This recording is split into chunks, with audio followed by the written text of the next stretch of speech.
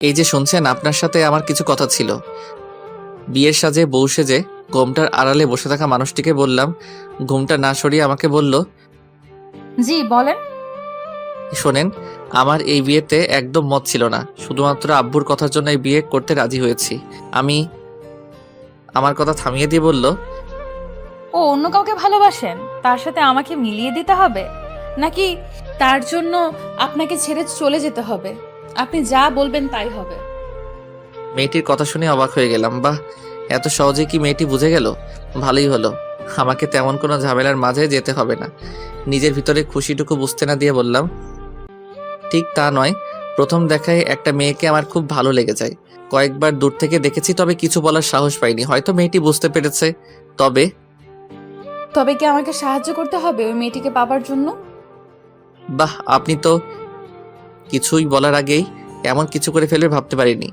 হঠাৎ উঠেই আমার কলার ধরে বলল, কি ভাবছিস এই কথাগুলো বলবো? তোর জন্য সেই ছোট্টবেলা থেকে অপেক্ষায় ছিলাম। আর তুই কিনা অন্য মেয়েকে ভালোবাসবি? তোরে বিয়ে করছি কি ছেড়ে চলে যাওয়ার জন্য?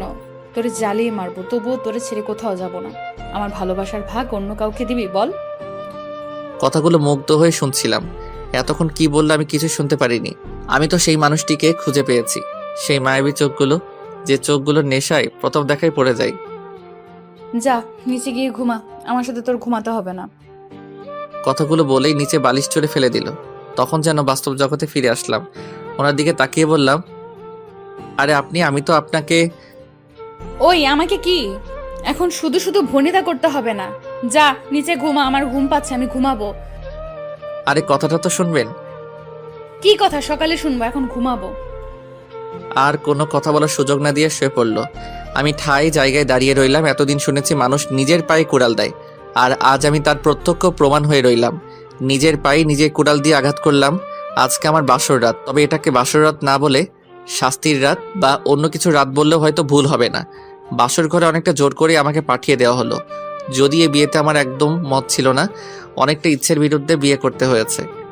একসময় মেয়েদের বলতে শুনতাম, বিয়েতে মত না থাকা সত্ত্বেও বাবা মা বা ফ্যামিলি জোর করে বিয়ে দিয়ে দেয়। এই প্রথম মনে হয় আমি কোনো পুরুষ যে বিয়েতে ইচ্ছে না থাকা সত্ত্বেও বিয়ে করতে হয়েছে।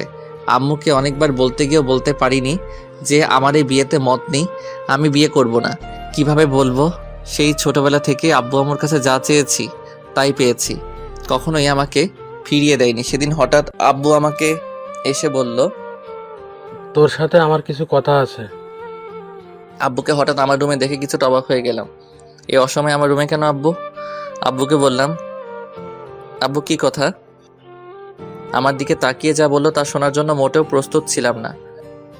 আমার বন্ধুর মেয়ের সাথে ছোটবেলায় তোমার বিয়ে ঠিক করেছি। কাল ওনাদের বাড়ি যেতে হবে, রেডি হয়ে থেকো। আব্বুর কথা শুনে অবাক হয়ে গেলাম। কি বলছে এসব? আমার বিয়ে, অথচ আমি ঠিক জানি না। কথাগুলো বলেই আব্বু চলে যায়। কতক্ষণ সময় ভাবনার বাহিরে ছিলাম জানা নেই। হঠাৎ আম্মুর ডাকে আমার ভাবনার জগতে ছেদ পড়ে। কি রে, কি ভাবিস? আমার কথা শুনে আম্মুর দিকে কিছুক্ষণ অবাক হয়ে তাকিয়ে থেকে বললাম, আম্মু এসব কি শুনি? কি সব? আমার বিয়ে ঠিক, অথচ আমি জানি না। আমাকে একবারও বললেও না। তোর কি কাউকে পছন্দ আছে?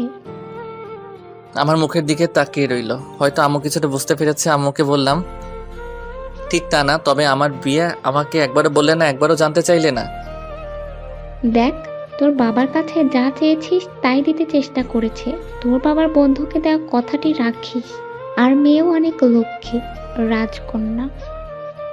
আমার কথাগুলো শুনে আর কিছুই বললাম না, চুপ করে মেনে নিলাম। ঠিকই তো, তবু মনকে বোঝাতে পারিনি। একদিন অফিসে যাবার পথে ভীষণ গাড়ি জ্যামে আটকে যায়। কিছু করার নেই, ব্যস্ত শহরে সবাই ব্যস্ত, কিন্তু এমন কিছু সময় কিছু করার থাকে না অপেক্ষা করা ছাড়া।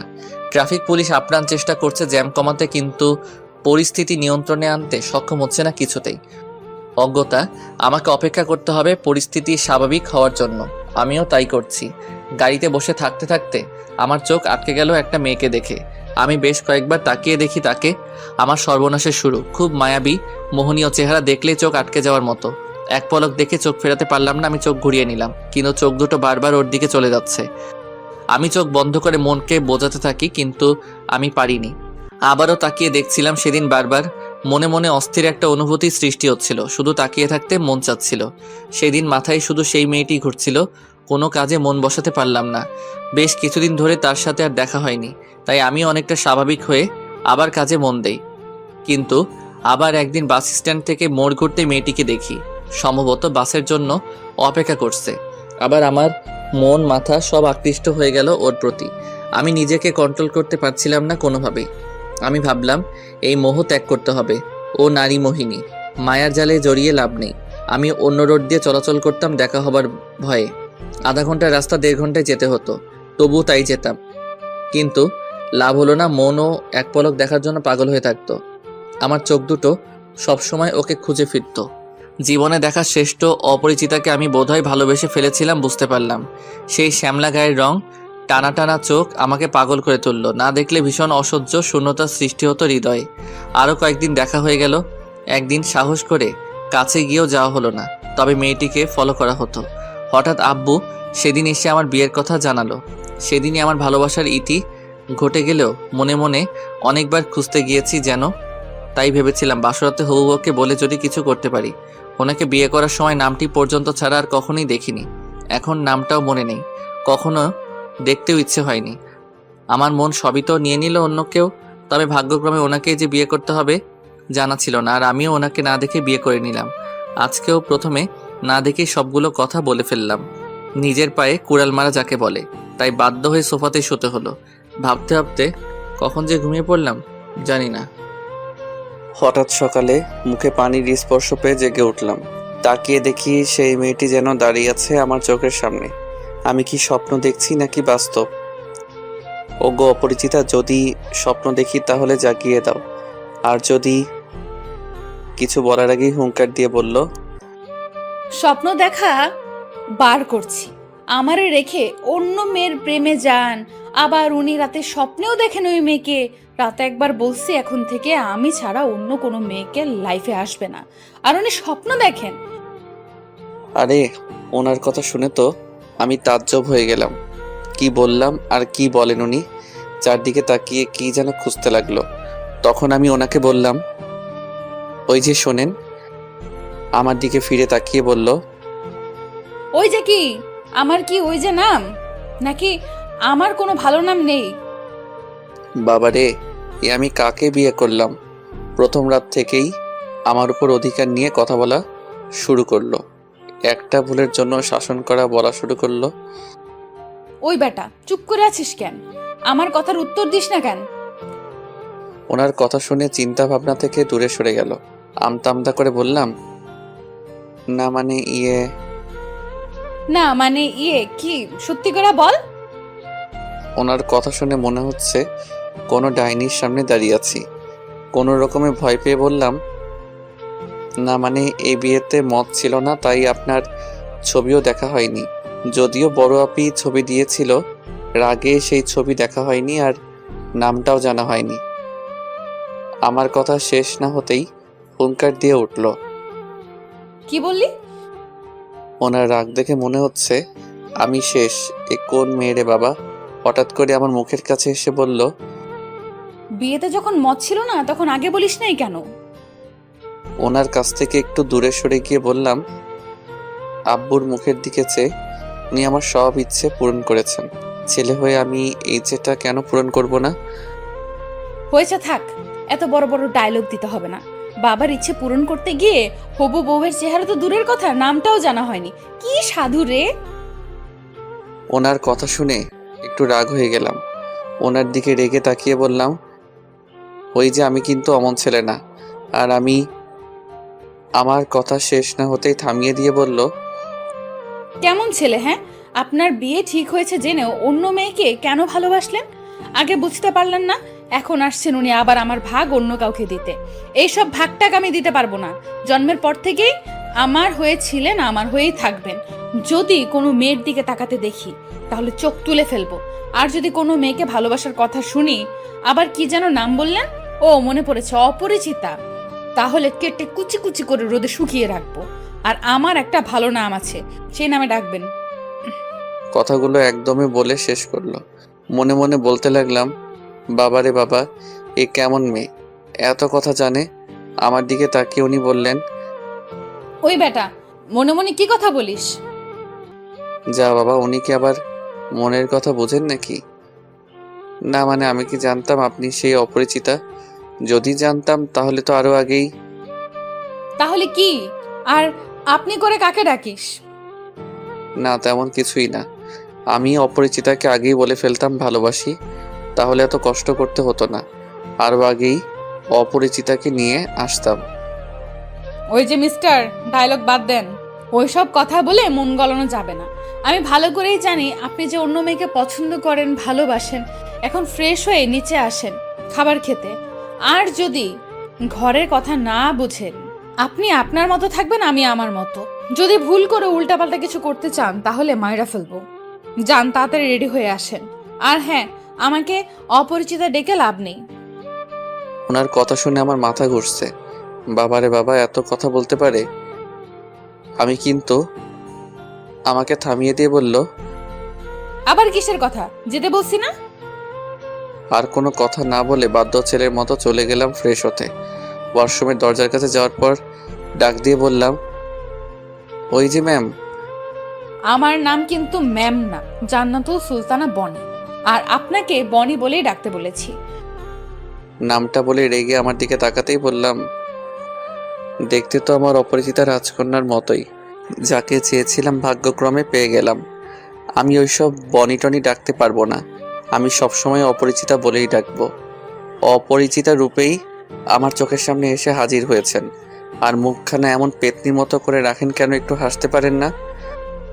আমার কথা শেষ না হতেই তাকিয়ে দেখি রাগে ফুঁসছে। হাতের কাছে থাকা টেবিল থেকে ছোট্ট ফুলদানি নিল। অবস্থা বেগতিক দেখেই দরজা আটকিয়ে দিলাম। বাহির থেকে অনেকগুলো কথা শুনলেও হাসতে হাসতে আমি শেষ। সত্যি ভাগ্যে আমার লেখা ছিল অনেক কথা বলা। প্রথম দিনেই কেমন অধিকার নিয়ে শাসন করা শুরু করলো। তবে একটু চিন্তায় আছি কিভাবে ওনাকে বুঝাই যে আমার অপরিচিতা উনি ছিলেন। আবার কি যে নাম বলবো? ও বনি, অনেক সুন্দর নামেই তো। দূর, ওইসব নামে ডাকতে পারবো না, জান্নাত বলেই ডাকবো। ফ্রেশ হয়ে খাবার টেবিলে গেলাম।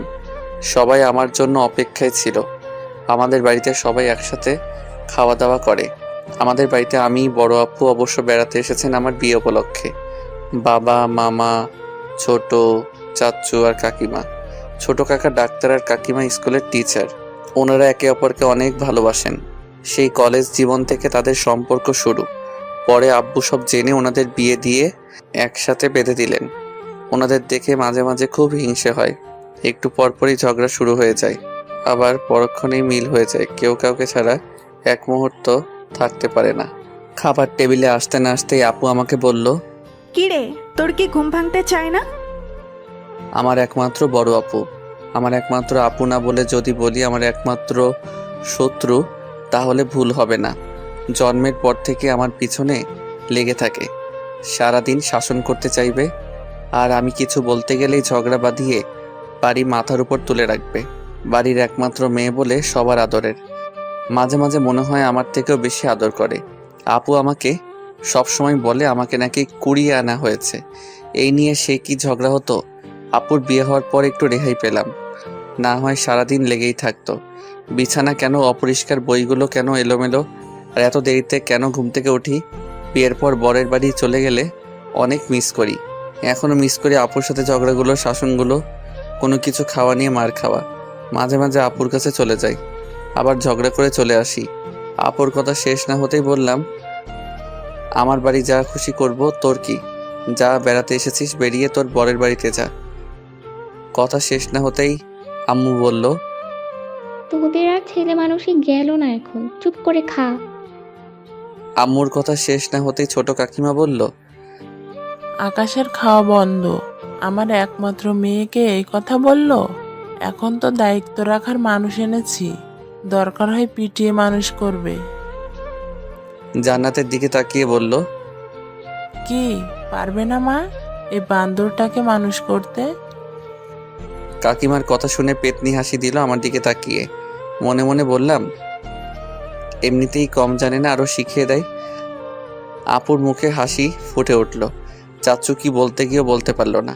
আব্বু থামিয়ে দিয়ে বলল, হয়েছে, সবাই চুপ করে খাও, ক্ষুধায় পেট চুচু করছে। ওই আকাশের সাথে জান্নাত মামুনিকে বসতে দে। আপু উঠে গিয়ে অপরিচিতাকে আমার পাশে বসতে দিল। চুপচাপ খাওয়া শুরু করলাম। কিছুক্ষণ পরেই কার পা যেন বারবার আমার পায়ে টাচ করছে। নিচে তাকিয়ে দেখি জান্নাত ইচ্ছে করে এমন করছে। মুখের দিকে তাকিয়ে দেখি মুখখানা পেতনির মতো যেন করে আমার দিকে তাকিয়ে রইল। পা দেখে মনে মনে ভেবেছিলাম, যাক তাহলে সব ঝামেলা শেষ। তাই মুখের দিকে যখন তাকাতে যাব সেটা বুঝেই যেন পেতনির মতো করে রেখেছে। কি মেরে বাবা! খাওয়া শেষ না হতেই জান্নাতের বান্ধবীরা দেখতে আসলো জান্নাতকে। জান্নাতের সাথে সেদিন দেখা সেই মেয়েটিকেও দেখলাম। যাক তাহলে যদি কিছু বলতে পারি। জান্নাতের 5 বান্ধবী আসলো, সবার সাথেই কুশল বিনিময় করলাম, সবার খোঁজ খবর নিলাম। সেখানে ফর্সা করে একটা মেয়ে ছিল। আমাকে দুলাভাই ডেকে হাত মেলাতেই হাত বাড়িয়ে দিল। ভদ্রতার জন্য আমিও হাত বাড়িয়ে দিলাম। যদিও কখনো কোনো মেয়ের সাথে তেমনভাবে কথাও বলা হয়নি কখনো। হাত ধরে জান্নাতের দিকে তাকিয়ে বুঝলাম অনেক বড় কিছু একটা হতে চলেছে। জান্নাত আমার দিকে রাগী চোখে তাকিয়ে ওর বান্ধবীদের বলল, তোরা বস, আমি চা করে নিয়ে আসি। যাওয়ার আগে তার বান্ধবীর দিকে তাকিয়ে বলল, যেভাবে ধরে আছিস যেন চুম্বকের মতো আমার বরের কাছে আসতে চাইছিস। হাতটা এখন ছাড়। জান্নাতের কথা শুনে আমি কিছুটা লজ্জা পেয়ে মাথা নিচু করে ফেললাম।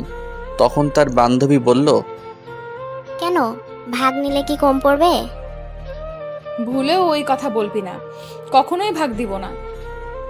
আমার দিকে তাকিয়ে বলল, ওই উপরে আসতে একটু কাজ আছে, তোরা বস, আমি চা করে নিয়ে আসি।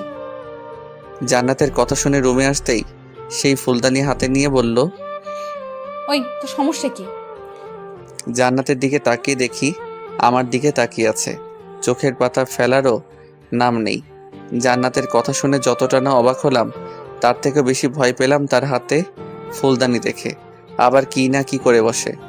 জান্নাতের দিকে ভয়ে ভয়ে তাকিয়ে বললাম, আমি আবার কি করলাম? কি করিস নাই মানে? সুন্দরী মাইয়া দেখলেই কি হাত ধরতে মন চায়? রাগে চোখ মুখ লাল করে বলল। জান্নাতের কথা শুনে এতক্ষণে রহস্য বুঝতে পারলাম। ওর বান্ধবীর হাত ধরার জন্যই এমন করছে। আমার কথার উত্তর দিস না কেন? আমি কি ইচ্ছে করে হাত ধরলাম? আপনার বান্ধবী তো হাত বাড়িয়ে দিল। আমার কথা শুনে জান্নাত প্রচণ্ড রেগে গেল। ফুলদানি দিয়ে মাথায় বাড়ি দিতে গিয়েও আবার কি মনে করে আঘাত করলো না। ফুলদানি রেখে আমার কলার ধরে মুখ কাছে এনে বলল, ওই বেটা, হাত বাড়িয়ে দিতে বললেই কি তুই ধরতে দিবি? আর তো কারো হাত ধরিস না, ওই সুন্দরী দেখে কি তোর হাত ধরতে হবে? জান্নাতের কথা শুনে কি বলবো বুঝতে পারছি না। কোনো মেয়ে এতটা কাছে এসে কথা বলছে। হঠাৎ কলার ছেড়ে দিয়ে বলল, কাল থেকে বিয়ে হয়েছে, এখনো আমার হাত একবারও ধরতে ইচ্ছে হলো না। আমার সুন্দরী বান্ধবী না আসতেই ওর হাত ধরে নিয়েছে। আর ধরবে নাই বা কেন? বিয়ের আগেই অন্যজনকে ভালোবাসেন উনি। মনটা চায় মায়েরা ডিপ ফ্রিজে রেখে দিই। কথাগুলো বলে এক ঝটকায় বেরিয়ে গেল। জান্নাতের এমন আচরণে আমি অবাক হয়ে গেলাম। নিজের কাছেই বড্ড খারাপ লাগছে। সেদিন যদি দেখে নিতাম তাহলে হয়তো এমনটা নাও হতে পারত। জান্নাতকে যেন আমি একটু বুঝতে পারছি না। একে আকাশে রোদের খেলা, আবার যেন মেঘের ছায়া। কখন কি হয় কি জানি। আনমনে দাঁড়িয়ে দাঁড়িয়ে কথাগুলো ভাবছিলাম। তখনই আমার শত্রু কোথায় থেকে এসেই বলল, কিরে, এমন দেবদাস সেজে দাঁড়িয়ে আছিস কেন? জান্নাতের বান্ধবীরা এসেছে, যা তাদের সাথে আড্ডা দে। আপুর কথা শুনে প্রচণ্ড রাগ উঠে যায়। এমনিতেই আসি প্যারার মাঝে, আর উনি আসছেন আরও মজা করতে। প্রচণ্ড রেগে গিয়ে বললাম, ওই তোর কি বেড়ানো শেষ হয় নাই? বিয়ে খাইতে আইসা বরকে নিয়ে কি ঘর জামাই থাকার ইচ্ছা? যা শ্বশুরবাড়ি যা। আমার কথা শুনে আপু কি যেন খুঁজতে লাগলো। আমার আর কিছুই বোঝার বাকি নেই। আপু তার সেই প্রধান অস্ত্র খুঁজতে শুরু করলো। এই সময় আপুর হাতে ঝাড়ুর বাড়ি খাওয়ার ইচ্ছে নেই, তাই দৌড়ে বেরিয়ে পড়লাম। পিছন থেকে শুনতে পারলাম আপু বলছে, পালাচ্ছিস কেন? দাঁড়া, আজকে তোর একদিন কি আমার একদিন। দৌড়ে বের হয়ে বাগানের দিকে যাওয়ার সময় পিছন থেকে কে যেন ডাক দেয়, ও দুলা ভাই, পালাচ্ছেন কেন? নাকি আমাদের দেখে ভয় পেয়েছেন? কথা শেষ না হতেই হাসির আওয়াজ শুনতে পেলাম। এই সেরেছে। আপুর হাতের পিটানো থেকে বাঁচার জন্য পালাতে গিয়ে মনেই ছিল না বাসায় মেহমান এসেছেন। ধীরে সুস্থে স্বাভাবিক হয়ে তাদের দিকে এগিয়ে গেলাম। এমন একটা ভাব নিলাম যেন কিছুই হয়নি। তাদের কাছে যেতেই সেই সুন্দরী শালিকা বলল, কি দুলা ভাই, পালিয়ে যাচ্ছিলেন কেন? সবার দিকে তাকিয়ে হাসতে চেষ্টা করলাম, তবে কেমন বেমানান লাগছে নিজের কাছেই। জান্নাতের দিকে তাকিয়ে বললাম, পালাবো কেন? সকাল সকাল ব্যায়াম করি তো, তাই ব্যায়াম করছি। আমার কথা শেষ না হতেই হাসির রোল পড়ে গেল। দুলা ভাই, এখন তো বিকেল, ব্যায়াম করার সময় না। কি রে, বরকে কি সকালে ব্যায়ামের সময়টুকু দেসনি? কথা শুনে সবাই হাসতে শুরু করলো। কিছুটা লজ্জা পেয়ে মাথা নিচু করে ফেললাম। আমার দিকে তাকিয়ে জান্নাত তখন বলল, না, তা হবে কেন? সুন্দরী শালিকা পাশে থাকলে কি আর কখন সকাল আর কখন বিকাল তা মনে থাকে? জান্নাতের কথা শেষ না হতেই সবাই হাসতে শুরু করলো। আমি নিজেকে আবিষ্কার করলাম সেই সুন্দরী শালিকার পাশে। কখন যে বসে পড়লাম। এই সেরেছে। আজ না জানি আমার কপালে কি লেখা আছে। কিছুক্ষণ আগেই এর জন্য শাসন করেছে, আবার সে একই ভুল করে ফেললাম। জান্নাতের দিকে তাকিয়ে দেখি রেগে তাকিয়ে আছে আমার দিকে। উঠে জান্নাতের পাশে বসতে চাইলে তখন আবার জান্নাত বলল, আর এত কষ্ট করে ওঠো কেন? শালিকা তোমার পাশে বসতে চাইছে একদিনই তো, তারপর তো আমারই থাকবে। কেন রে, তোর কি ভাগে কম পড়ে যাবে? ও তো তোর দুলা ভাই, আর দুলা ভাই হিসেবে একটু পাশে বসতেই পারিস। হাজার হোক ছোট বোন হিসাবে, আর আমার বরের অধিকার আবার কে নিতে আসবে? তাদের মাঝে হাসির রোল পড়ে গেল। সুন্দরী শালিকা কেমন করে আছে যেন মুখ। এক নজর দেখেই মাথা নিচু করে ফেললাম। তাদের মাঝে আমি যেন এক সার্কাস বসে আছি। হঠাৎ করেই আদরের ভাগ্নিটা কোথা থেকে যেন উদয় হলো। এসেই জান্নাতকে জড়িয়ে ধরে বলল, আন্টি, জানো আজ কি হয়েছে? আমি আদরের ভাগ্নির দিকে তাকিয়ে রইলাম। আমার কলিজা বয়স 4-5 বছর, তবে অনেক বুড়ো হয়ে গেল এই বয়সে। অনেক কথা বলতে জানে। মামুনি, কি হয়েছে? আমাকে না আম্মু তুলে নিতেছে। আম্মুকে কি যেন বলেছে, আর আম্মু আর কিছু বলার আগেই বুঝতে অসুবিধা হলো না কি বলতে চাচ্ছে। এই পাকনি বুড়িটা তাহলে সব দেখেছে। এক ঝাটকায় উঠে গেলাম। ও যদি কিছু বলে তাহলে আমার মান সম্মান শেষ। তাই কিছু বলার আগেই ওর মুখ ধরে বললাম, আম্মু, কিছুই হয়নি, তোমাকে বিকালে ঘুরতে নিয়ে যাব, অনেক আইসক্রিম কিনে দিব। ওই, তুমি ওর মুখ ধরলে কেন? ও কি বলতে চায় বলতে দাও। মনে মনে বলতে লাগলাম, আর কিছুই বলে আমার মান সম্মান শেষ করতে হবে না। ও তো কিছুই বলবে না বলেই করে করে দিয়ে সেখান থেকে নিয়ে আসলাম।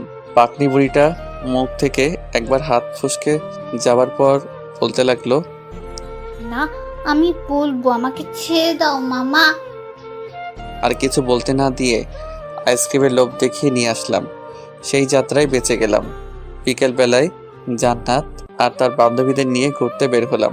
এই এলাকায় আব্বুকে সবাই সম্মান করেন। আমাদের পরিবারের সবাইকে চিনেন। যে কোনো বিপদে আব্বু তাদের বিপদে এগিয়ে আসেন। রাস্তা দিয়ে হাঁটার সময় জান্নাতের পাশে সবসময় আদরে ছোট্ট আম্মু, আপু আর অপরিচিতের বান্ধবীর মনে। আমি আর জান্নাত পিছনে পিছনে হাঁটছি, দুজনেই চুপচাপ। কারো মুখে কোনো কথা নেই। অনেকবার কথা বলতে গিয়েও কিছু বলতে পারিনি। আবার যদি কিছু মনে করে আর কি বলবো সেটাই ভেবে পাচ্ছি না। হঠাৎ জান্নাত দাঁড়িয়ে যায়। জান্নাত দাঁড়িয়ে যাওয়ার পর আমিও সাথে সাথে দাঁড়িয়ে যাই। জান্নাতের দিকে তাকিয়ে এই প্রথম বললাম, কি হলো, দাঁড়িয়ে পড়লেন যে? আমি কি কোনো মূর্তির সাথে হাঁটছি যে কোনো কথা বলতে জানে না? সারাটি রাস্তায় একটা কথাও বলেনি। আর আমার হাত কি এতই নোংরা যে ধরা যাবে না? না দেখতে এতটাই বাজে? কথাগুলো শুনে জান্নাতের চোখের দিকে তাকিয়ে দেখি পানি জমে আছে, যেন হয়তো অভিমান করে আছে। কোনো কিছু না ভেবেই সরাসরি হাত ধরে ফেললাম। জান্নাতের ঠোঁটের কিনারায় হাসি ফুটে উঠল মুহূর্তেই। জান্নাতের হাত ধরতে না ধরতে হঠাৎ পাকনা বুড়িটা চিৎকার দিয়ে বলল, আম্মু দেখো, মামা হাত ধরেছে আন্টি। আমাকে ছাড়া কারো হাত ধরতে দেব না। আমার হাত ধরনি কেন? কথাগুলো বলেই আপুর হাত থেকে ছুটে এসে হাত ছাড়িয়ে নিল জান্নাতের। সবাই আমাদের দিকে তাকিয়ে মুচকি মুচকি হাসতে শুরু করলো। আপু অনেক বুঝিয়ে কিছু বলতে পারলো না। অজ্ঞতা এক হাত জান্নাতকে ধরে অন্য হাতে মামুনিকে ধরলাম। জান্নাত আমার দিকে তাকিয়ে মুচকি মুচকি হাসতে শুরু করলো। সারা রাস্তায় দুষ্টুমি করে আসলো মামুনি। একবার এই হাত ধরে, আবার একটু পর অন্য হাত ধরে। জান্নাত তার কাণ্ড দেখে হাসতে থাকে। সন্ধ্যার দিকে বাসায় ফিরে ফ্রেশ হলাম। জান্নাতের বান্ধবীরা চলে যায়। রাতে খাওয়া দাওয়া শেষ করে ঘুমাতে গেলাম। বিছানায় উঠতে না বসতেই জান্নাত বলল, কি আপনি উপরে কেন? সোফায় গিয়ে ঘুমান। মানে সোফায় কেন ঘুমাবো? আমি তো কি? ও হাত ধরতে দিলাম বলেই কি এইখানে ঘুমাতে হবে? সোফায় গিয়ে ঘুমান। আর রাস্তা দিয়ে আসার সময় এত এদিক ওদিক তাকাতে হয় কেন? আমি আবার কখন তাকালাম? ও মনে করেছেন আমি কিছু দেখিনি? রাস্তার ওই পাশের বাড়ির দিকে তাকিয়েছিলেন কেন? জান্নাতের কথা শুনে অবাক হয়ে তাকিয়ে রইলাম ওর মুখের দিকে। আশ্চর্য, মেয়েটি আমার দিকে সবসময় নজর রাখে নাকি আমি কখন কি করি? আজব তো, ওই বাড়ির দিকে তাকানোর সাথে কি সম্পর্ক আছে যে আমি বিছানায় ঘুমাতে পারবো না, আমাকে সোফায় ঘুমাতে হবে? আমি পারবো না সোফায় ঘুমাতে, অনেক ঘুম পাচ্ছে, আমি এখানেই ঘুমাবো। বিছানায় উঠতে উঠতে কথাগুলো বললাম জান্নাতকে। হঠাৎ পিছন থেকে পায়ে টান দিয়ে ধরে আমাকে নিচে ফেলে দিতে চেষ্টা করলো। জান্নাতের এমন আচরণে অবাক না হয়ে পারলাম না। জান্নাতের দিকে তাকাতেই দেখতে পেলাম রাগের কারণে চেহারায় মুখের আবাটুকু আরো আকর্ষণীয় হয়ে উঠেছে। অনেক সুন্দর দেখাচ্ছে। অপরূপভাবে তাকিয়ে জান্নাতের সেই রূপটুকু দেখতে লাগলাম। মেয়েদের রাগলে এত সুন্দর দেখায় জানা ছিল না। সম্পর্ক আছে বলেই তো জানতে চেয়েছি। ওই বাড়ির ছাদে যে মেয়েটি দাঁড়িয়েছিল তার দিকে কেন তাকিয়েছিলেন? আর কতজনের দিকে অমনভাবে তাকিয়ে থাকেন? শরীরে এক ফোঁটা শক্তিও যেন নেই, তবে মুখে অনেক শক্তি আছে যেন। তাই মুখের শক্তি ব্যবহার করেই আমাকে কথাগুলো বলল। জান্নাতের দিকে তাকিয়ে দেখি রেগে ফুলে আছে। অনেক ভালোই লাগছে। ইচ্ছে করে আরেকটু রাগ বাড়িয়ে দিতে ইচ্ছে হলো। আশ্চর্য, আমি কি ওই মেয়ের দিকে তাকিয়েছিলাম নাকি? চেহারা দেখেছেন ওই মেয়ের? কত বড় আমার থেকে। তবে কি? প্রচণ্ড রেগে আমার দিকে তাকিয়ে প্রশ্নটা ছুড়ে দিল। জান্নাতের চোখে কেমন রাগের আভাটুকু ফুটে উঠেছে। রাগলে মেয়েগুলোকে মনে সব থেকে সুন্দর দেখায়। জান্নাতের চোখগুলো যেন নেশা ধরিয়ে দিবে। জান্নাতের দিকে তাকিয়েই আছি, চোখ সরাতে পারছি না। সেদিন প্রথম ওই চোখগুলো দেখেই জান্নাতের প্রেমে পড়ে গিয়েছিলাম। কি হলো, কথার উত্তর দিচ্ছে না কেন? হঠাৎ জান্নাতের ধমক শুনে বাস্তব জগতে যেন ফিরে আসলাম। এখন কিছু বলতে পারবো না, ঘুম পাচ্ছে, কাল সকালে বলবো। কথাগুলো বলেই ঘুমানোর জন্য ফিরে তাকালাম। হঠাৎ হুঙ্কার দিয়ে উঠল, আমার কথার উত্তর না দিলে এখন তোর মাথা ফাটিয়ে দিব। তবে কি ওই বাড়িতে আর কি, ওই বাড়িতে সুন্দর একটা মেয়ে আছে, অনেক ভালোই লাগে। মাঝে মাঝে আমার সাথে কথা বলে। তাকিয়েছিলাম যদি ছাদে দেখতে পাই। এখন ঘুমাবো, ডিস্টার্ব করবেন না তো? প্রচণ্ড বিরক্ত ভাব নিয়ে জান্নাতের দিকে তাকিয়ে কথাগুলো বললাম। আমার কথা শুনে জান্নাত কেমন জানি চুপ হয়ে গেল। কোনো সারা শব্দ পাচ্ছি না। মনের মাঝে কেমন সন্দেহ হলো। এই কয়েক ঘন্টায় ওকে যতটুকু জেনেছি ও চুপচাপ থাকার মেয়ে না। তাহলে কি মজা করতে গিয়ে বেশি কিছু বলে ফেললাম?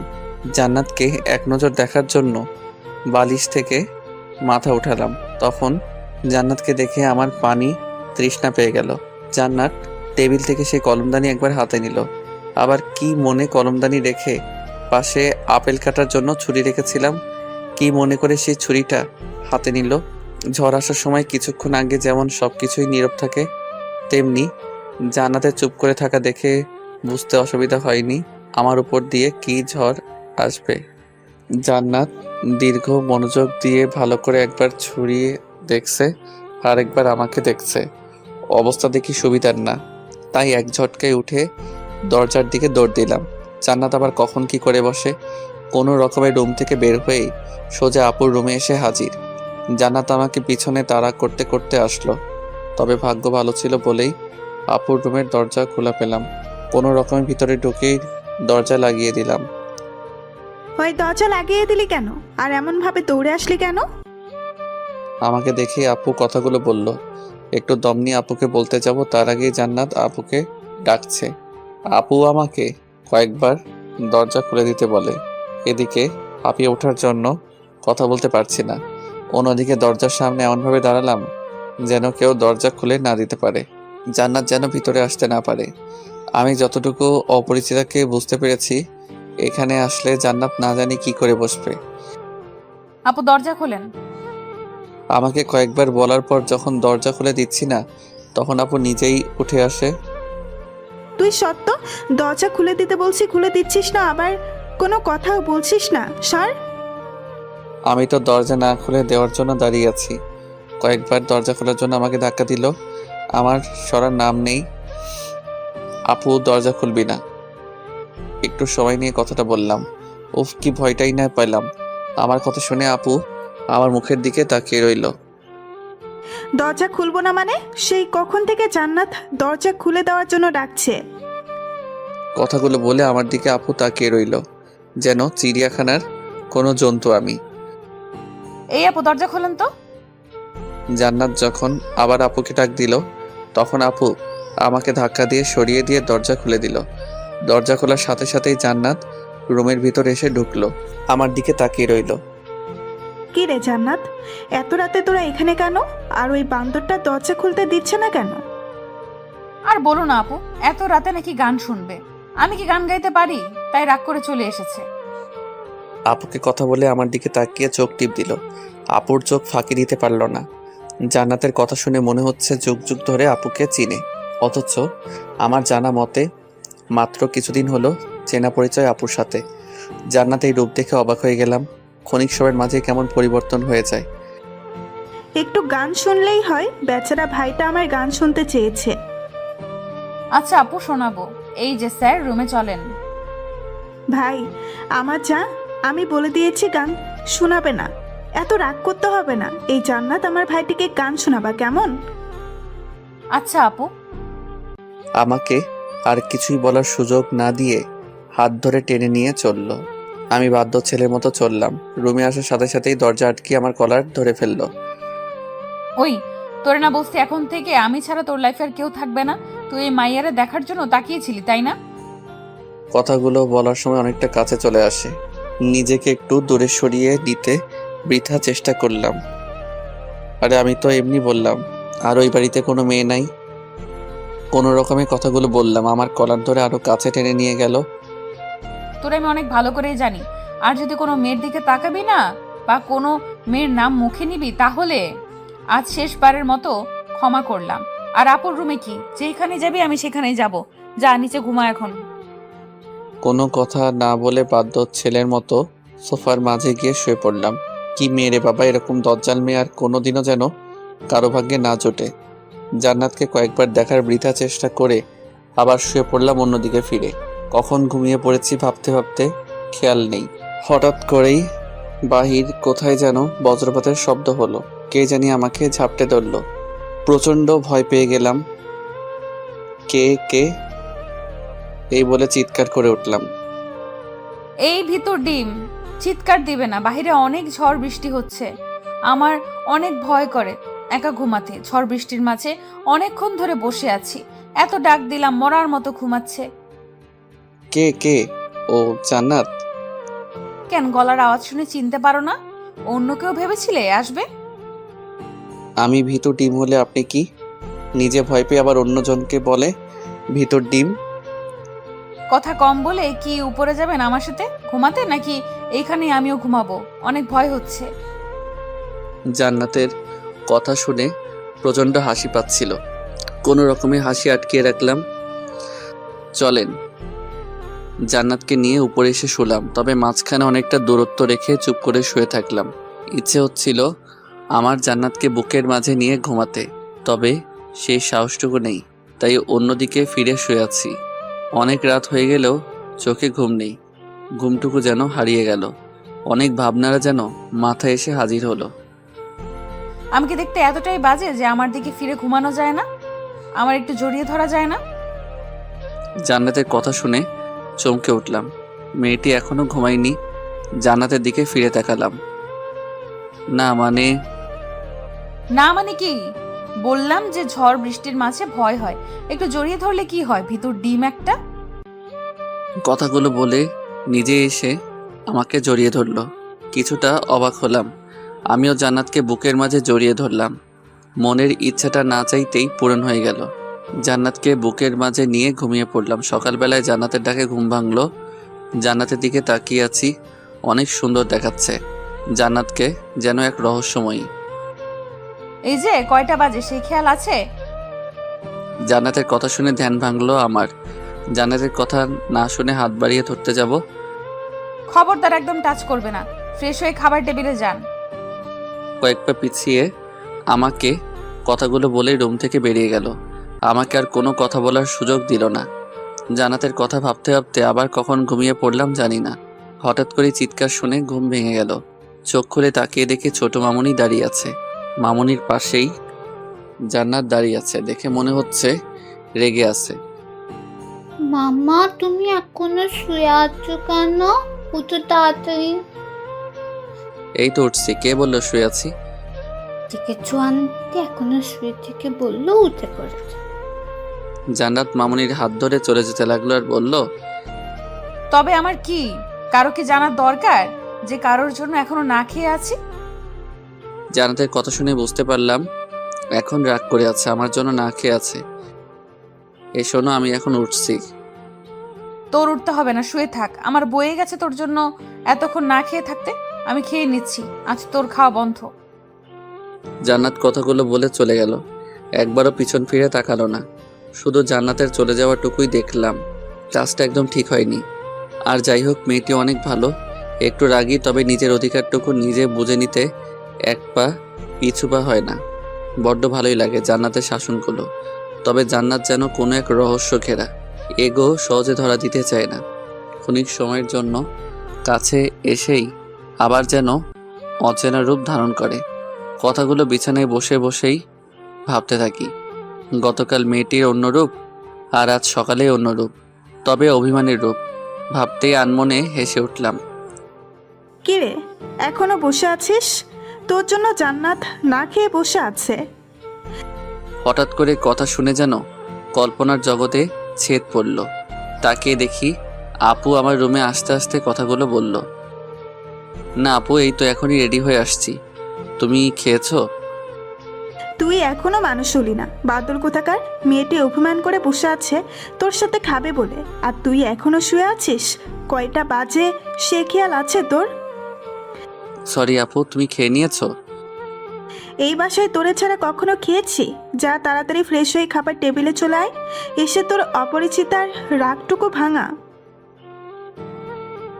কিরে, আবার কোন ভাবনা জগতে ডুব দিলি? ক্ষুধায় পেট চুচু করছে, তাড়াতাড়ি আসবি কিনা বল।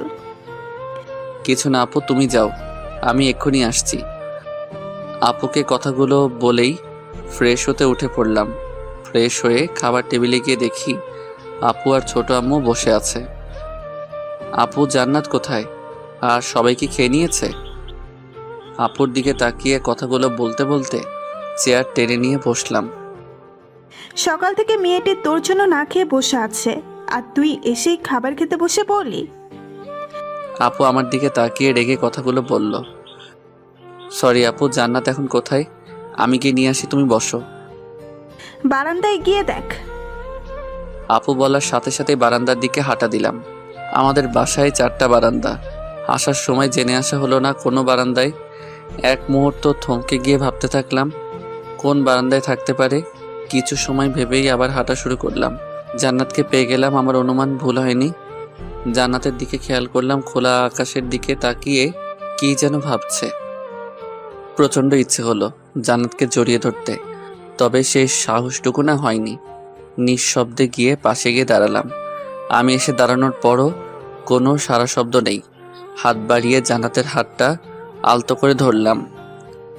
সরি, আর এমন ভুল হবে না। জান্নাত আমার দিকে ফিরে তাকালো। তাকিয়ে দেখি জান্নাতের চোখের কোণায় পানি জমে আছে। হঠাৎ জান্নাতের চোখে পানি দেখে ভয় পেয়ে গেলাম। জান্নাতের চোখে পানি কেন? মনের মাঝে হাজারো প্রশ্নের উকি দিচ্ছে। আমি কি তাহলে কোনো ভুল করে ফেললাম? মনের অজান্তেই নিজের কাছেই প্রচণ্ড খারাপ লাগা শুরু হলো। হাত বাড়িয়ে চোখের পানিগুলো মুছে দিলাম। কি হলো, কান্না করছো কেন? বললাম তো সরি, আর এমন কোনো ভুল হবে না। তুমি যা বলবা তাই মেনে চলবো সব সময়। আমার কথাগুলো বলার পরই জান্নাত আমাকে জড়িয়ে কান্না শুরু করে দিল। জান্নাতের কান্না দেখে প্রচণ্ড অবাক হয়ে গেলাম। মেয়েটি তো মোটেও কান্না করার মেয়ে নয়। জান্নাতের চোখের পানিতে আমার টি শার্ট ভিজে গেল অনুভব করতে পারলাম। কি হয়েছে, কান্না করছো কেন? আমার বুক থেকে সরিয়ে চোখের পানিগুলো মুছে জান্নাতকে জিজ্ঞাসা করলাম। জান্নাত কান্না থামিয়ে আমার চোখের দিকে তাকিয়ে রইল। কি নিষ্পাপ মুখখানা, চোখে পানি জমে আছে।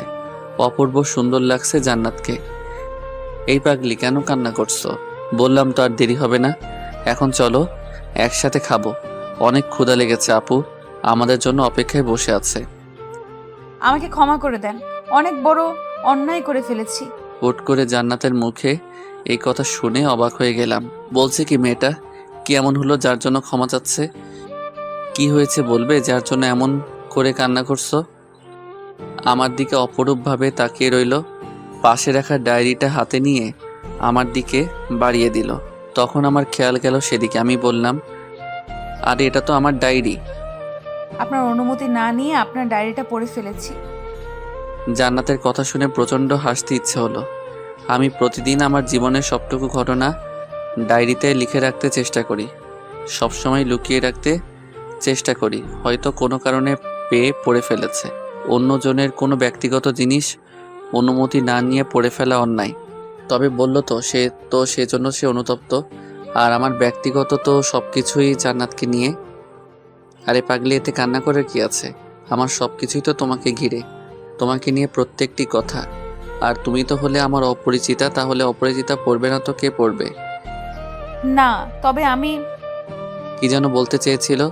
অপরিচিতার মুখ চেপে ধরলাম। আর কোনো কথা নয়, খাবার খেয়ে তোমার সাথে এই বিষয়ে কথা বলবো। এখন চলো একসাথে খাবার খাবো। জান্নাতকে আর কোনো কথা বলার সুযোগ না দিয়ে হাত ধরে নিয়ে আসলাম। খাবার টেবিলে চুপচাপ খেয়ে নিল। কোনো সারা শব্দ নেই তেমন একটা। হয়তো কিছু একটা হয়েছে যার জন্য অনুতপ্ত অপরিচিতা।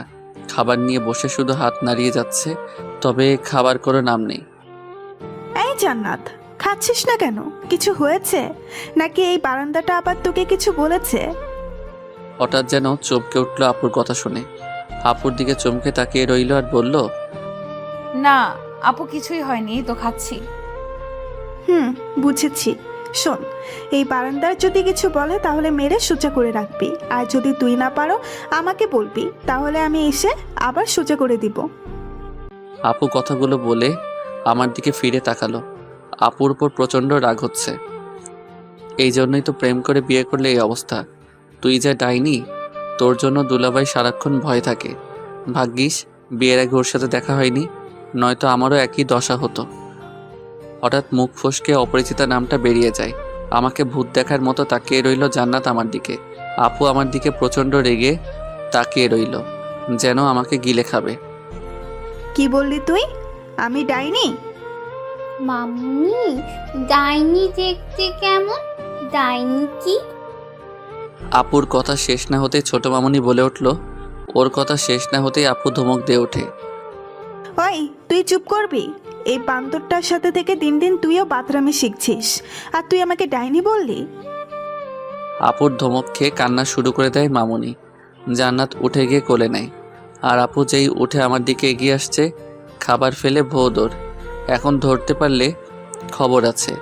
একবার দুলাভাই সামনে ডাইনি বলেছিলাম, সেই থেকে মাঝে মাঝে নাকি দুলাভাই সুযোগ পেলেই আপুকে ছাড় দেয় না। অবশ্য এর জন্য মাঝে মাঝে না খেয়ে থাকতে হয় দুলাভাইকে, বাহিরে ঘুমাতে হয়। তবে তাদের মাঝে যে সম্পর্ক, যে কেউ দেখে হিংসা করবে। দুজন দুজনকে অনেক ভালো বোঝে। সেই ভার্সিটি থেকে তাদের সম্পর্ক। একদিন আমাদের বাসায় এসে দুলাভাই ভুল করে ডাইনি বলে ফেলেছিল। সেদিন দুলাভাই সারা রাত বাইরে থাকতে হয়েছিল আর আমাকে হাসপাতালে পাঠিয়েছিল। এই ডাকটাই একমাত্র আপু শুনতে পারে না। আপু পিছনে পিছনে এসেও আমাকে ধরতে পারেনি, রাগে ফুলে আছে। গেট পেরিয়ে বাহিরে সোজা চলে আসলাম। আমার খাবার খাওয়া হলো না, তবে জান্নাতের হাসিটুকু শুনতে পেলাম। সেই হাসিটুকু মন কাড়া ছিল। আপু শুধুমাত্র গেট টপকিয়ে বাহিরে আসতে পারল না, জান্নাত বারান্দায় এসে অনেকবার যেতে বলল, তবে আপু ভয়ে আর যেতে সাহস হয়ে উঠছে না। হঠাৎ গেটের সামনে গাড়ি এসে দাঁড়িয়ে পড়ল। তাকিয়ে দেখলাম দুলাভাই। কিরে শালাবাবু, এখানে কার জন্য অপেক্ষায় আছিস? অবাক হয়ে সেদিকে তাকাতেই দেখি দুলাভাই গাড়ি থেকে নেমে দাঁড়ালো। আমি দেখে অবাক হয়ে গেলাম। আরে আপনি কিছু না বলে চলে আসলেন? সারপ্রাইজ দিতে আসলাম, তবে তোমাকে দেখে আমি নিজেই সারপ্রাইজ হয়ে গেলাম। হাতে খাবার কেন? আর বইলেন না, আমার কপাল গুনে এমন একটা বোন পেয়েছি। আমার কথা শুনে দুলাভাই হাসতে শুরু করলো। আর আমার কপাল গুনে এমন একটা বউ পেয়েছি। এখন ভিতরে চলো। কলিং বেল দেওয়ার পর আপু দরজা খুলে নেয়। দুলাভাইকে দেখে অবাক হয়ে যায়। আরে তুমি কখন আসলে? কিছুই তো বললে না। দুলাভাই সরতেই আমাকে দেখতে পায়।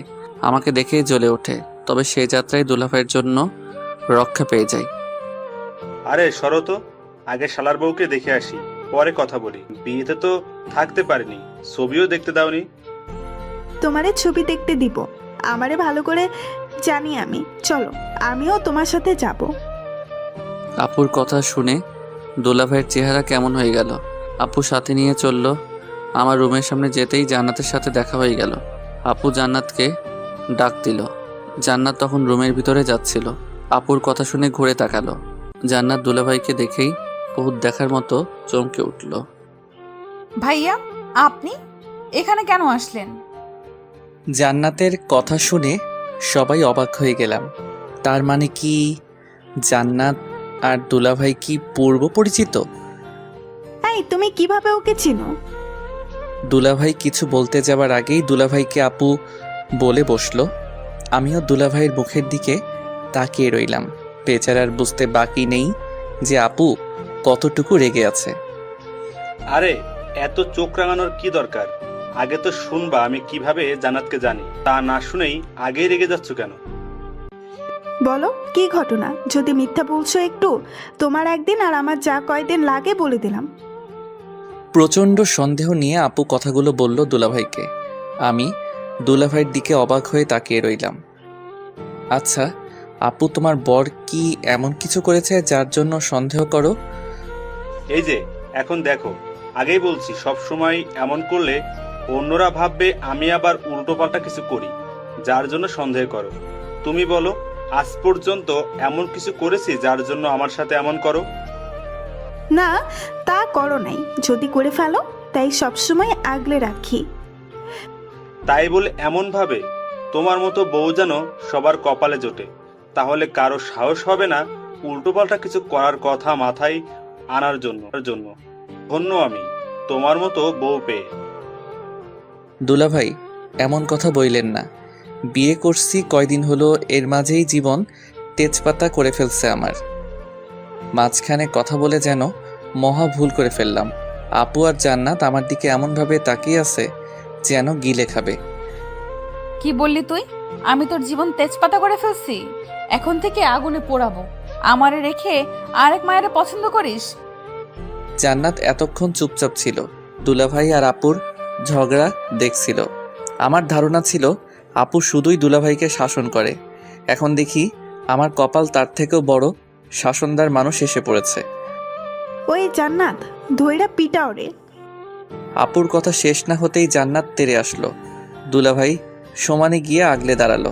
সে যাত্রায় রক্ষা পেয়ে গেলাম। আরে কি করো? আমার শালাবাবুকে এত ভয় দেখাবে এখনই? সামনে তো আরো দিন আছে। ওই কি বলতে চাস তুই? তার মানে আমি কি তোরে ভয় দেখাই? দুলাভাইয়ের কথা শেষ না হতেই আপু তেড়ে আসলো। দুলাভাই একটু সরে গেল আপুর কাছ থেকে।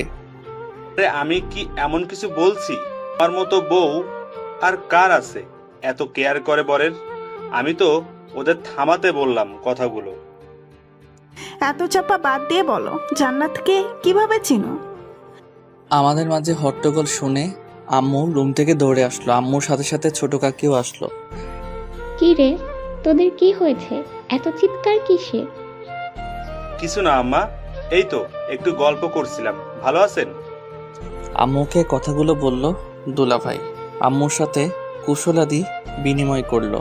আমাদেরকে গল্প করতে সুযোগ দিয়ে তারা চলে গেল। জান্নাত আগে ছিল ছোট বোন, এখন হয়েছো আমার একমাত্র শালার বউ। চা করে নিয়ে আসো। তোমার হাতে তৈরি চা খেতে খেতে গল্প করি। দুলাভাই কথা শুনে জান্নাত চা করতে চলে যায়। আমরা গিয়ে সোফায় বসি। দুলাভাই ফ্রেশ হয়ে আসলো। কিছুক্ষণ পরে জান্নাত চা রেডি করে হাজির। আমাদের চা দিয়ে আমার পাশে বসলো জান্নাত। দুলাভাই আমার দিকে কিছুক্ষণ তাকিয়ে ভালোভাবে দেখলো। আমি তো অবাক হয়ে দুলাভাইয়ের দিকে তাকিয়ে রইলাম। তোমাকে আজ কিছু সত্যি কথা শোনাতে চাই, তবে আগেই বলে রাখি, এতে কিন্তু জান্নাতের কোনো দোষ নেই। বলা যায় মনের অজান্তেই ভুল করে ফেলেছে জান্নাত। দুলাভাইয়ের কথা শুনে আমি আর আপু অবাক হয়ে গেলাম। কি বলতে চাচ্ছে? কি এমন হয়েছে? একবার জান্নাতের দিকে তাকিয়ে দেখি জান্নাত মাথা নিচু করে বসে আছে। শোনো, তোমার আর জান্নাতের বিয়ের কথা আমরা কেউ জানতাম না, এমনকি জান্নাতও জানতো না।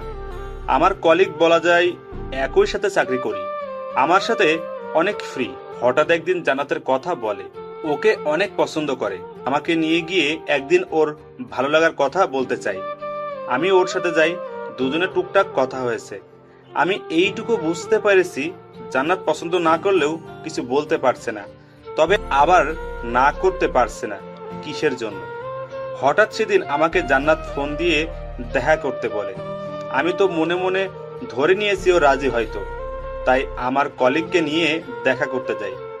আমাকে দূরে নিয়ে জান্নাত সব কিছুই খুলে বলে। দুলাভাই এটুকু কথা বলে থামেন।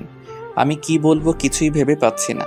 জান্নাতের দিকে তাকিয়ে দেখি মাথা নিচু করে সবাই বসেই আছে। আরে কি হয়েছে সেটা বলবা তো, কি খুলে বলেছ? দুলাভাই কথা বন্ধ করে থাকার জন্য আপু বলল, অনেক জানার আগ্রহ নিয়ে আমরা বসে আছি, কি হয়েছে শোনার জন্য। জান্নাতের সাথে যখন দেখা করতে যাই তখন আমাকে আলাদা ডেকে নিয়ে যায়। হয়তো কিছু বলবে, তাই আমিও আমার কলিগকে রেখে যাই। ভাইয়া কেমন আছেন? হ্যাঁ ভালো, তুমি কেমন আছো? জি ভালো আছি। আপনার সাথে কিছু কথা ছিল, তাই এখানে কষ্ট করে আসতে বললাম। সমস্যা নেই, বলো কি কথা। ভাইয়া আপনি তো জানেন আপনার কলিগ আমাকে পছন্দ করে, তবে ওনাকে যে আমি পছন্দ করি না সেটা বললে ভুল হবে। তবে কি? আমার বিয়ে ঠিক হয়ে আছে। জান্নাতের মুখে বিয়ের কথা শুনে অবাক হয়ে গেলাম। তোমার বিয়ে ঠিক হয়ে আছে? বললে না যে একবারও। ভাইয়া আসলে আমিও জানি না। সেদিন আপনাদের সাথে কথা বলার সময় আব্বু আমাকে দেখেন। বাসায় যাবার পর আব্বু আপনাদের কথা জানতে চাইলে আমি সব কথা খুলে বলি। তারপর আমাকে বলেন যে বিয়ে ঠিক করে রেখেছেন, আমি যেন ওনার মান সম্মানটুকু রাখি। এখন আমি কি করব আপনিই বলে দেন। শোনো, মানুষের জন্ম মৃত্যু নিয়ে 3টা ভাগ্য যেন লেখা থাকে। কখন কার সাথে কি হয় জানা নেই। হয়তো তোমার ভাগ্য সেখানেই লেখা ছিল। তুমি অতীত ভুলে যাও আর বর্তমানটা মেনে। আমার ভুল না হলে তুমি আমার কলিগকে হয়তো ভালোবাসো, তাই না? আপনি ঠিক। আমি ওনাকে পছন্দ করি, তবে ভালোবাসি কিনা জানি না। কয়েকদিন ধরে একটা ছেলে আমাকে পছন্দ করতো। যখন আব্বু বরের ছবি দেয় তখন ভেবেছিলাম আমাকে পছন্দ করেই বিয়ের প্রস্তাব পাঠিয়েছে। তবে আম্মুর কাছ থেকে জানতে পারি সেই ছোটবেলা থেকেই আমাদের বিয়ের কথা ঠিক হয়ে আছে। আরে তাহলে তো খুশির কথা। তুমি বর্তমানটাকে মেনে নাও। আমার বন্ধুকে বুঝিয়ে বলবো, আর আমাকে বিয়ের দাওয়াত দিতে আবার ভুলে যাবে না। জান্নাত আমার কথা শুনে হেসে ফেললো। ওর হাসিটুকু দেখে সত্যি খুব খুশি হয়েছিলাম। ভাইয়া অনেক কৃতজ্ঞ আপনার কাছে। আমি আসি তাহলে। সেদিন জান্নাতকে বিদায় দিয়ে আমার বন্ধুকে সব কথা খুলে বলি। ও সব শুনে মেনে নেয়। তারপর কাজের জন্য সে বাইরে চলে যায়, আর বিয়েতে আসতে পারেনি, আর ভাবতেও পারেনি জান্নাত হবে এই বাড়ির বউ। দুলাভাই কথাগুলো শোনার পর মাথা থেকে যেন দুশ্চিন্তা দূর হয়েছে। কি চিন্তাই না করেছিলাম। আপুর দিকে তাকিয়ে দেখি হাসি লেগে আছে মুখে। জান্নাত মাথা নিচু করে বসে আছে। কি হলো, এমন করে মাথা নিচু করে আছো কেন? আবার কি কাউকে পছন্দ করবে নাকি? আমার কথা শেষ না হতেই জান্নাত মাথা তুলে আমার দিকে তাকিয়ে আছে। চোখের কোণায় যেন পানি জমে আছে। হয়তো নিঃশব্দে কান্না করেছিল, তাই বুঝতে পারেনি। এই পেতনি, কান্না করার কি হলো? না মানে কি? কি ভাবছো? দুলাভাইয়ের কথা শুনে রাগ করবো? কিছু বলবো তোমাকে? মাথা নাড়িয়ে উত্তর দিল। আপু আর দুলাভাই আমার দিকে তাকিয়ে আছেন, হয়তো ভাবছেন কি বলবো আমি। শোনো, প্রত্যেকটি মানুষের ভালো লাগা মন্দ লাগা থাকতে পারে, কারো পছন্দ অপছন্দ থাকবে, কারো জীবনের অতীতের কোনো দুর্ঘটনা থাকতে পারে। তাই বলে অতীত নিয়ে বসে থাকলে তো হবে না, বর্তমানকে মেনে নিতে হবে। তুমি তো আর ইচ্ছে করে কোনো ভুল করনি, আমারও তো ছিল অতীত। কই, তুমি তো কখনো জানতে চাওনি। হ্যাঁ, তবে ভাগ্যক্রমে তোমাকে পেয়েছি। আমি জানতাম না এমন কিছু হবে।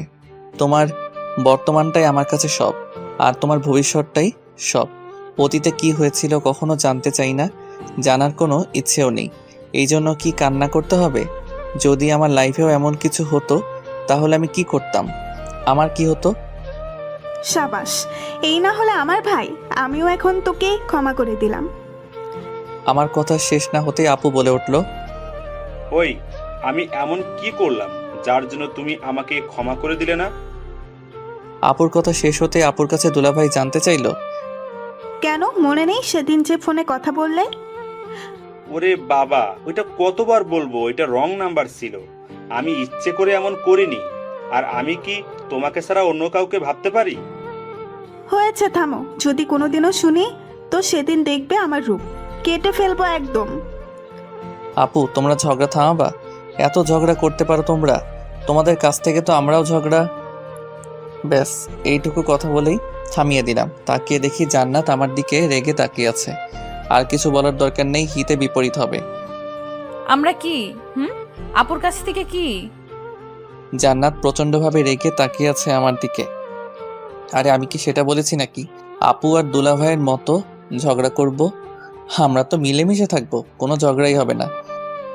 আপু আর দুলাভাই আমার কথা শুনে আমার দিকে তাকিয়ে আছে। তুই কি বললি আমরা ঝগড়া করি? না আপু, ভুল করে মুখ থেকে বেরিয়ে গেল। আর তুমি কি ঝগড়া করো নাকি, আমি কি সেটা বোঝাতে চেয়েছি? এমন মানুষই না। আমিও চাই জান্নাত তোমার মতো আমাকেও শাসন করবে সব সময়। দুলাভাইকে যেমন আগলে রাখো, আমাকেও জান্নাত সেভাবে আগলে রাখবে। আপুকে কোনো রকম কথাগুলো বলে দুলাভাইয়ের মুখের দিকে তাকালাম। বেচারা আমার দিকে সেই রাগী চোখে তাকিয়ে আছে, মনে হচ্ছে যেন আমাকে গিলে খাবে। আমার কথা শুনে দেখি জান্নাত মিটিমিটি হাসছে। আপু আমার দিকে তাকিয়ে আছে। আমি পারবো না, বিয়ের আগেই তো অন্য মেয়ের পেছনে ঘুরেছেন, আবার আমি কেন? ওই মেয়েকে নিয়ে আসেন। জান্নাতের কথা শুনে আপু আর দুলাভাই আমার দিকে তাকিয়ে রইল। আরে বাবা, সেই মেয়েটি তো তুমিই ছিলে। আমি কি জানতাম নাকি তুমি হবে আমার বউ? তাহলে আরো আগে থেকেই তোমার সাথে ঘুরতে পারতাম। হয়েছে জানি, আর বলতে হবে না আপনি কেমন। আমি কিছু বলতে যাব তার আগে আপু আমাকে থামিয়ে দিল। কি কথা লুকিয়ে যাচ্ছিস আমাদের কাছ থেকে? আপু আমি বলছি শোনো তাহলে। একদিন অফিসে যাওয়ার পথে জান্নাতকে দেখে ভালো লেগে যায়। তখনও জানতাম না জান্নাত হবে আমার বউ। আর ব্যাস, এখন কিছু হলেই আমি নাকি অন্য মেয়ের দিকে তাকিয়ে থাকি, অন্য মেয়েকে স্বপ্নে দেখি। আমার কথা শেষ না হতেই আপু আর দুলাভাই হাসিতে ফেটে পড়ল। দুলাভাই হাসি থামাতে পারছেন না। আমি যদি আগে জানতাম তুমি আমার শালার বউ হয়ে আসবে, তাহলে তো অন্য কাউকে ধারের কাছে ঘেঁষতেই দিতাম না। কথাগুলো বলে দুলাভাই হাসতে থাকে। হয়েছে, অন্যের জন্য ঘটকালি করতে পারেন আর আমাকে চোখে পড়লো না। অনেক ঝগড়া হয়েছে, এখন থামেন। জান্নাত শোনো, তুমি আমার কাছ থেকে সবকিছু জেনেই আমার ভাইটিকে বিয়ে করেছো। আমার ভাইটিকে আগলে রাখার দায়িত্ব কিন্তু তোমার। ওই বান্দরটারে পারলে একটু মানুষ কইরো। আমার দিকে তাকিয়ে আপু কথাগুলো বলল। আপুর কথা শুনে আমি তো অবাক। তাহলে আপু কি সবকিছুই জানতো? আর সবকিছুই জেনেই জান্নাত আমাকে বিয়ে করেছে? আপনি চিন্তা করবেন না, দায়িত্ব ঠিকভাবে রাখবো। দেখবেন সব সময় কেমন সোজা থাকবে একদম। আমার দিকে তাকিয়ে মুচকি হাসতে থাকে। ওই, আমি মানুষ না, আমার দায়িত্ব আমি রাখতে পারবো। কোনো পেতনি ডাইনিকে দায়িত্ব দিতে হবে না। কি বললা? আপুর দিকে তাকিয়ে কথাগুলো বলতেই জান্নাত আমার দিকে রাগী চোখে তাকিয়ে রইল। অনেকটা ভয় পেয়ে গেলাম, জানি হাতের কাছে যা পাবে সেটাই নিতে ভুলে যাবে না। না, কিছু না। কিছু না মানে? আরেকবার যদি শুনি কেটে ফেলবো। বিয়ের পর সবটুকুই এখন আমার। ভুল করেও যদি অন্য মেয়ের কথা মাথায় আনিস, মাথা ফাটিয়ে দেব, কেটে ফেলবো। এমনিতেই বিয়ের আগে অন্য মেয়ের দিকে ঘুরেছিস। দেখে রাখবে ওকে। দুলাভাই জান্নাতকে কথাগুলো বলল। আমি শুধু ভাবছি দুলাভাই আপনাকে পেলে না তার উসুল তুলে নিব।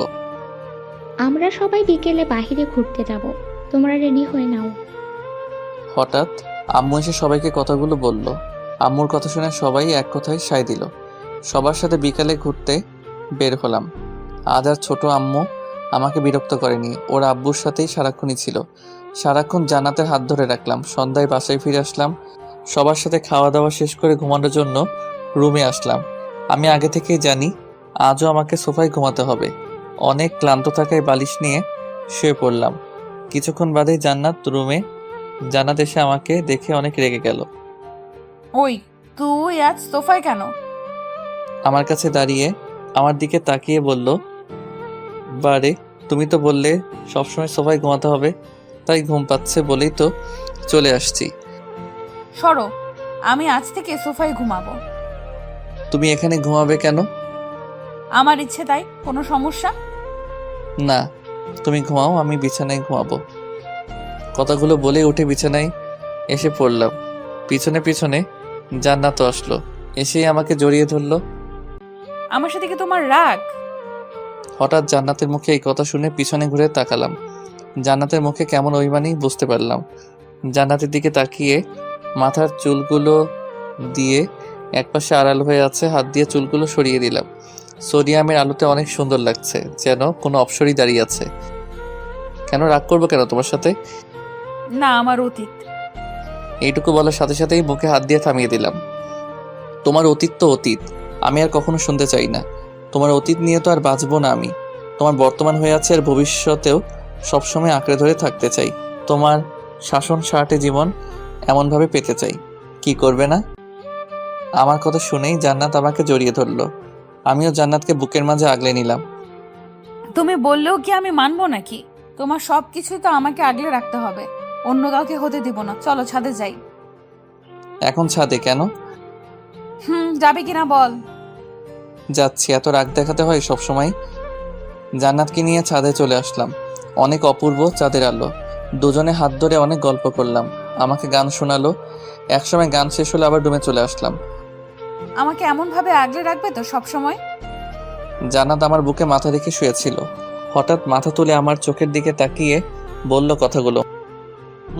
কখনোই হারিয়ে যেতে দিব না, চাইলেও হারাতে পারবে না। সত্যি তো? 3 সত্যি। তবে তবে কি? প্রতিদিন গান শোনাতে হবে আমাকে, আর কি? রোজ আমার বউয়ের ভালোবাসার অত্যাচার চাই, যেন শাসন করে আগলে রাখে আমাকে। সেটা দেখা যাবে, এখন ঘুমাও। আমি ও জান্নাতকে জড়িয়ে ধরে শুয়ে পড়লাম। অনেক ঘোরাঘুরি করার জন্য অনেক ক্লান্ত ছিলাম। আমি অনেক ঘুম পাগল। চোখ বুঝতেই ঘুমিয়ে পড়লাম। সকালবেলা আর কত ঘুমাবা? কয়টা বাজে সে খেয়াল আছে? কতক্ষণ ঘুমিয়েছিলাম মনে নেই। হঠাৎ জান্নাতের ডাকে ঘুম ভাঙে। ও পাশ ফিরে আবার ঘুমিয়ে যাওয়ার আগে বললাম, উফ, আরেকটু ঘুমাই। কয়টা বাজে আর? কয়টা বাজে মানে?